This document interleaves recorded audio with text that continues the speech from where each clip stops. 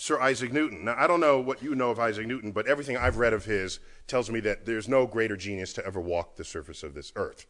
I'm I don't know if you've ever felt that about anybody. I didn't feel that about anybody. You just read what this man wrote, okay? Line by line by line. This guy was plugged into the machinery of the universe. I think he's unimpeachably brilliant. Unimpeachably brilliant.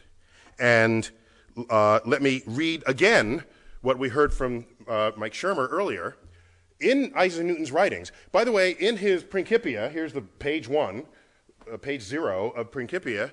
In it, he discovers the laws of motion, F equals ma, discover the laws of gravity. It's all there.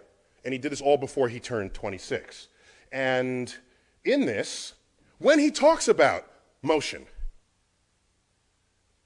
there's no reference to God. When he talks about his two-body force that he deduced, this universal law of gravitation, there is no mention of God. It's just not anywhere there because he understood it. He was on top of it. He was there.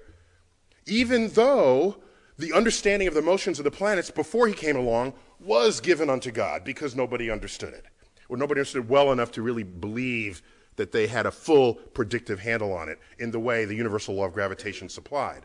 And so what you have is Isaac Newton abandoning reference to God until he realizes that if all you do is calculate the two-body problem, here we have like the moon and earth.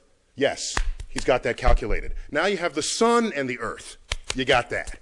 But wait a minute, now the earth and the moon go around the sun, and sometimes we're close to Mars and sometimes we're not. And when it comes near Mars, there's a tug that's stronger there than in any other part in the orbit. And then it comes over here, and then Jupiter tugs. And it's all these mini tugs. And so he's got to do this two-body problem for Earth, the moon, Earth and the sun, Earth, moon, and Mars, Earth, moon, Mars, and Jupiter, and it becomes a rapidly complex problem.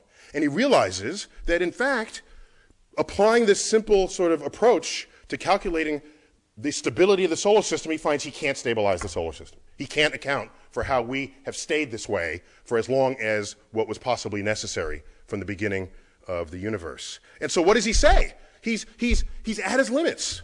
He's at his limits. And so you read Principia, but God is nowhere until you get to the general Sholem. And then he says the 6 primary planets. Back then there were 6 planets, okay? Now there's 8, in case you haven't been keeping track. Even if you thought there were 9, there are now 8. The 6 primary planets are revolved about the sun in circles concentric with the sun, and with motions directed towards the same parts and almost in the same plane. He's got the whole picture now, and he's trying to sort of account for that. But he can't just simply doing two-body calculations, certainly not without a computer or without a new kind of mathematics. He says, but it is not to be conceived. But is it not to be conceived that mere mechanical causes could give birth to so many regular motions? This most beautiful system of the sun, planets, and comets could only proceed from the counsel and dominion of an intelligent and powerful being. This is Isaac Newton invoking intelligent design at the limits of his knowledge. And I want to put on the table the fact that you have school systems wanting to put intelligent design into the classroom, but you also have the most brilliant people who ever walked this earth doing the same thing. And so it's a deeper challenge than simply educating the public.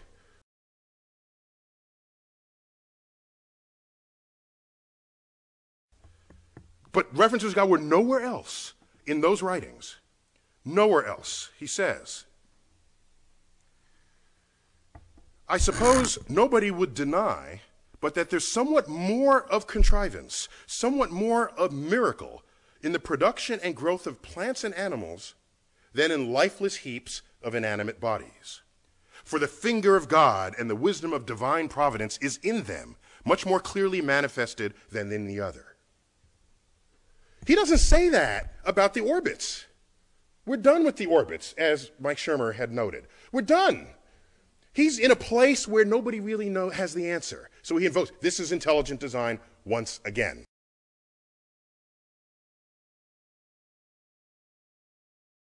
Right? So Laplace, Pierre Simon de Laplace, at the end of the 18th century, wrote a 5-volume tome on celestial mechanics. A brilliant piece of work. It's there, it weighs a lot on the shelf, And what it does is it takes Newton's laws of gravity and brings them into a full expression with the hammer of calculus, okay? He brings all the armament of mathematics to bear on the laws of physics that were put forth by Isaac Newton. Isaac Newton only touched on them. They were not fully developed. And in this work, he demonstrates, he further develops something that had been percolating in the mathematical community, but he develops, and one might even say perfects, a branch of math we would call perturbation theory, where instead of pulling your hair out saying, well, how do you calculate this pair of forces and this pair, and all the equations go to hell, in perturbation theory, it allows you to systematically and reliably calculate the effect of a small tug in the presence, a series of small tugs in the presence of singular big tugs. And that's kind of what's going on in most of the solar system. And when you do that, and you do that properly, you can demonstrate, notwithstanding effects of chaos, which have other timescales related to them, you can demonstrate that, in fact, the solar system was stable beyond the predictions of Isaac Newton. So, he figures this out, does not invoke God, because he figured it out. And in a story that may be apocryphal, but I see more in support of it than against it, this time coincides, of course, with the era of Napoleon, Napoleon being French, and Laplace being French. No translation necessary. Napoleon, if you visited his library, it's not just sort of books of world history and battles, it's engineering books, it's physics books. This man wanted to know where his cannonballs would land, all right? He was much more than just sort of a lucky general. He was into the physics, the engineering, and the material science of war.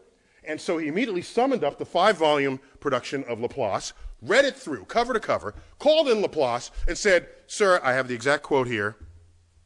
Hang on. Napoleon asked him what role God played in the construction and regulation of the heavens. This is kind of like, that's what Newton would ask, right? Laplace replies, sir, I had no need for that hypothesis. And so what concerns me now is, even if you're as brilliant as Newton, you reach a point where you start basking in the majesty of God, and then your discovery stops.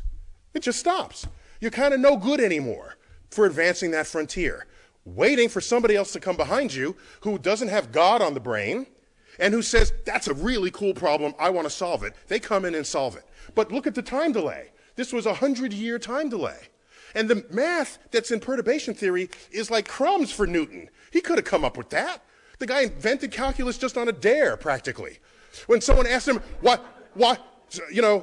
Ike, how come planets orbit in ellipses and not some other shape? And he couldn't answer that. He goes home for 2 months, comes back, out comes integral differential calculus, because he needed that to answer that question. And so this is the kind of mind we were dealing with Newton. He could have gone there, but he didn't. He didn't. His religiosity stopped him.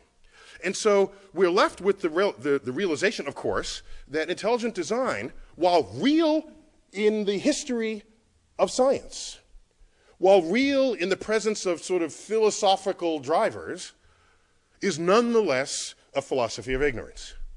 And so, regardless of what our political agenda is, all you have to say is, science is a philosophy of discovery, intelligent design is a philosophy of ignorance. That's all. I don't need to see have you discovered anything lately? If not, get out of the science classroom. But I'm not going to say, don't teach this, because it's real, it happened. So I don't want people to sweep it under the rug, because if you do, you're neglecting something fundamental that's going on in people's minds when they confront things they don't understand.